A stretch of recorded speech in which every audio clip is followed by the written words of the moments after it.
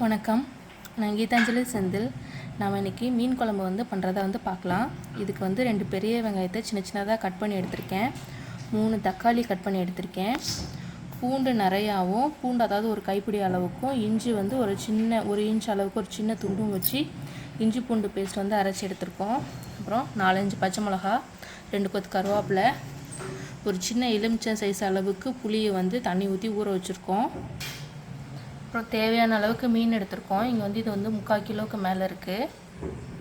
அப்புறம் கடைசியாக குழம்புல ஆட் பண்ணுறதுக்காக ஒரு தேங்காவும், அதாவது ஒரு அரை மூடி எடுத்திருக்கோம். அதில் ஒரு 2 ஸ்பூன் அளவுக்கு பொட்டுக்கடலை, ஒரு ஸ்பூன் ஜீரகம் எடுத்திருக்கோம். தாளிக்கிறதுக்கு கடுகு, உளுந்தம்பருப்பு, ஃபஸ்ட்டே போடுறதுக்கு கொஞ்சமாக வெந்தயம். இவ்வளோ தான். வாங்க மீன் குழம்பு எப்படி பண்ணலான்ட்டு பார்க்கலாம். ரொம்ப சிம்பிளான மெத்தடில். நம்ம இந்த மாதிரி அடுப்பில் ஒரு அகலமான பாத்திரம் எடுத்து வச்சுக்கிட்டோம். இதில் நம்ம எண்ணெய் ஊற்றிக்கலாம். நாங்கள் கடலை எண்ணெய் எடுத்திருக்கேன். எண்ணெய் காஞ்சதுக்கப்புறம் வெந்தயம், கடுகு, உளுந்தம்பருப்பு சேர்த்துக்கலாம். இது பொரியட்டும். கடுகு வெடித்த உடனே கருவேப்பிலை சேர்த்துக்கலாம். இதிலே நம்ம மிளகாவையும் சேர்த்துக்கிட்டோம். இதில் நம்ம வெங்காயத்தை போட்டு நல்லா வதக்கிக்கலாம். வெங்காயத்துக்கூடையே நம்ம கல்லுப்பும் போட்டு வதக்கிட்டோம்னா வெங்காயம் சீக்கிரமாக நல்லா வதங்கிடும்.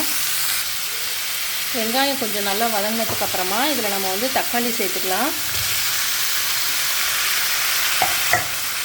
தக்காளி நல்லா சுருள வதங்கட்டும். இது நம்ம ஒரு மூடி போட்டு வேக வச்சுக்கலாம். ஒரு 5 நிமிஷம் வேகட்டும். இந்த மாதிரி வெங்காயம் தக்காளி நல்லா வதங்கினதுக்கப்புறமா நம்ம பூண்டும் கொஞ்சமாக இஞ்சி வச்சு அரைச்சிருக்கோம் இல்லைங்களா, இதை சேர்த்துக்கலாம். இதையும் ஒரு தடவை நல்லா வதக்கி கொடுத்துருங்க. பூண்டு நல்லா வதங்கினதுக்கப்புறமா ஒரு ஸ்பூன் மிளகாத்தூள், 2 ஸ்பூன் தனியாத்தூள்,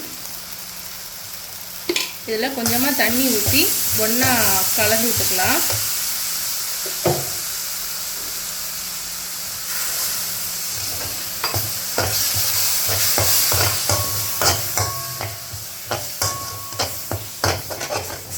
இன்னும் கூட கொஞ்சம் தண்ணி சேர்த்துக்கோங்க. நல்லா சுருளை வதங்கட்டும்.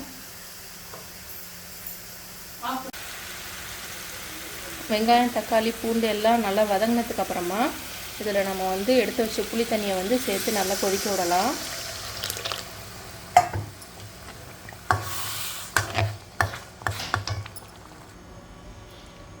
புளி தண்ணி ஊற்றி நல்லா கொதிக்க வச்சுக்கிறோம். இது நல்லா கொதிச்சதுக்கப்புறமா நம்ம தேங்காய் சேர்த்துக்கலாம். இதில் இப்போ இது நல்லா கொதிக்கட்டும். ஒரு 5 நிமிஷம் கொதிக்கட்டும். புளி தண்ணி நல்லா இந்த மாதிரி கொதிக்கும் போது நம்ம இதில் தலைப்பகுதி மட்டும் சேர்த்துக்கலாம்.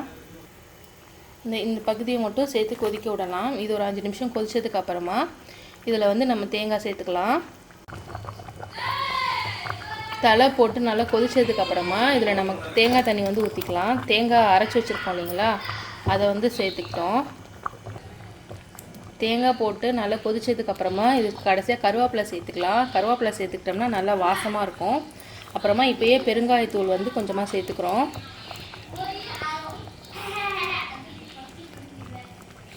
இப்போது இதை ஒரு கிண்டி கொடுத்துட்டு இதுக்கப்புறமா நம்ம மீனை சேர்த்துக்கலாம். மீனை சேர்த்துட்டு அடுப்பு சிம்லேயே இருக்கட்டும். ஏன்னா மீன் டக்குன்னு வெந்துடும்.